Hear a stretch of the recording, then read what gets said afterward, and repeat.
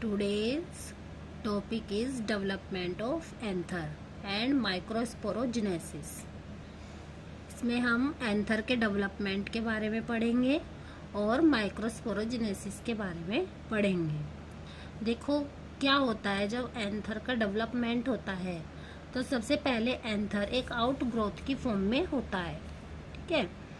और initially stage में जो एंथर होता है ये ओवल शेप्ड होता है या फिर स्फेरिकल शेप्ड में होता है।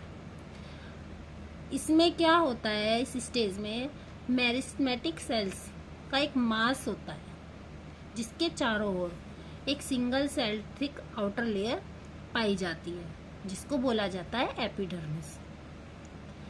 फिर जो एंथर का डेवलपमेंट होता है वो यूस्पेरेंजिएट टाइप का होता है।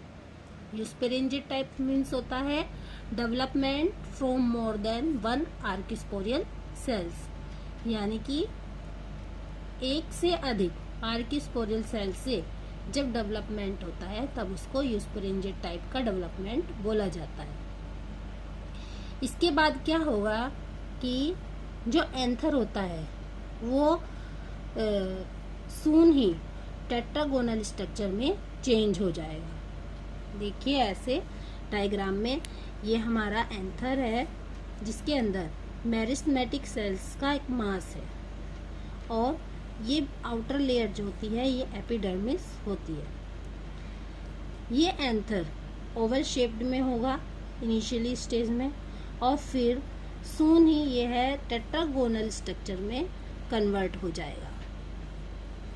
इसमें जो एपिडर्मिस है ये आउटर लेयर जो होती है इसको एपिडर्मिस बोला जाता है। एपिडर्मिस के नीचे हाइपोडर्मल सेल्स पाई जाती हैं। इसमें से कुछ हाइपोडर्मल सेल्स में न्यूक्लियस और साइटोप्लाज्म, न्यूक्लियस और प्रोटोप्लाज्म कंटेन रहता है और ऐसी हाइपोडर्मल सेल्स को बोला जाता है आर्किस्पोरियल सेल्स, ठीक है।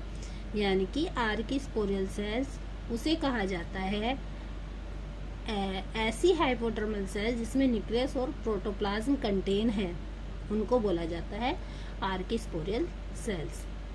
अब ये जो आर्किस्पोरियल सेल्स होती हैं ये डिवाइड हो जाती हैं और डिवाइड होकर टू सेल्स फॉर्म करती हैं। इसको बोला जाता है प्राइमरी पेराइटल सेल और प्राइमरी स्पोरोजीनियस सेल, ठीक है। प्राइमरी पेराइटल सेल और primary sporogenous cell. Primary parietal cells outer layer बनाती हैं और primary sporogenous cells inner side में पाई जाती हैं। देखिए ऐसे जैसे ये एपिडर्मिस है, ठीक है, और इसके नीचे क्या था, आर्किस्पोरियल सेल्स थी। ये डिवाइड होकर टू सेल बना रही हैं, एक तो बनाती है प्राइमरी पेराइटल सेल और एक बना रही है प्राइमरी स्पोरोजीनियस सेल। ये जो प्राइमरी पेराइटल सेल है इसके अंदर क्या होगा, पेरिक्लिनल और एंटीक्लिनल डिवीजन होगा जिससे क्या होंगी, वॉल फॉर्म होंगी, ठीक है। एंथर के चारों ओर वॉल फॉर्म होंगी। कौन कौन सी वॉल, एंडोथीशियम, मिडिल लेयर और टेपिटम, ये तीनों वॉल का फॉर्मेशन प्राइमरी पेराइटल सेल से होता है। पेरिक्लिनल डिवीजन का मतलब होता है पैरेलल और एंटीक्लिनल डिवीजन का मतलब होता है परपेंडिकुलर डिवीजन, ठीक है। लेकिन जो एपिडर्मिस होती है इस एपिडर्मिस का फॉर्मेशन प्राइमरी पेराइटल सेल से नहीं होता है, ओके। अब आती है primary sporogenous cell. Primary sporogenous cells में माइटोटिक डिवीजन होगा जिससे स्पोरोजीनियस सेल्स फॉर्म होंगे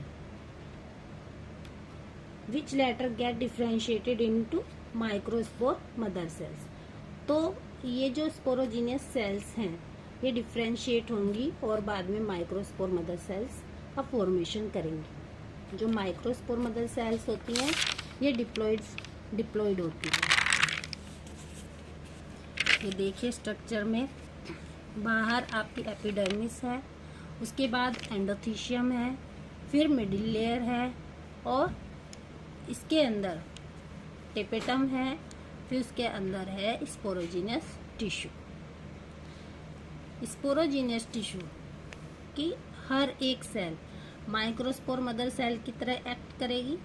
इस माइक्रोस्पोर मदर सेल को पोलर मदर सेल भी कहा जाता है। ठीक है, इसमें क्या होगा, म्योसिस होगा। माइक्रोस्पोर मदर सेल में म्योसिस होगा, जिससे क्या होगा, 4 माइक्रोस्पोर्स फॉर्म्स होंगे जो कि हैप्लॉइड होते हैं। पहले तो ये माइक्रोस्पोर, चारों माइक्रोस्पोर अटैच्ड रहते हैं टेट्राड की फॉर्म में। ठीक है, और ये कैलोस कार्बोहाइड्रेट की हेल्प से एक दूसरे से स्टिक रहते हैं। बाद में माइक्रोस्पोर्स जो होते हैं ये कैलेज एंजाइम की रिएक्शन से ब्रेक हो जाता है। टेट्राड कैलेज एंजाइम की रिएक्शन से ब्रेक हो जाएगा और चारों माइक्रोस्पोर सेपरेट हो जाते हैं। इस तरह से जो प्राइमरी पेराइटल सेल है उससे तो वॉल लेयर फॉर्म होती हैं, जिसमें एंडोथीशियम, मिडिल लेयर और टेपेटम आती है, और प्राइमरी स्पोरोजिनस सेल से स्पोरोजिनस टिश्यू बनता है, और स्पोरोजिनस टिश्यू से माइक्रोस्पोर मदर सेल्स बनती हैं, जिसमें म्योसिस होता है और फिर माइक्रोस्पोर फॉर्म्ड होते हैं। Okay, thank you.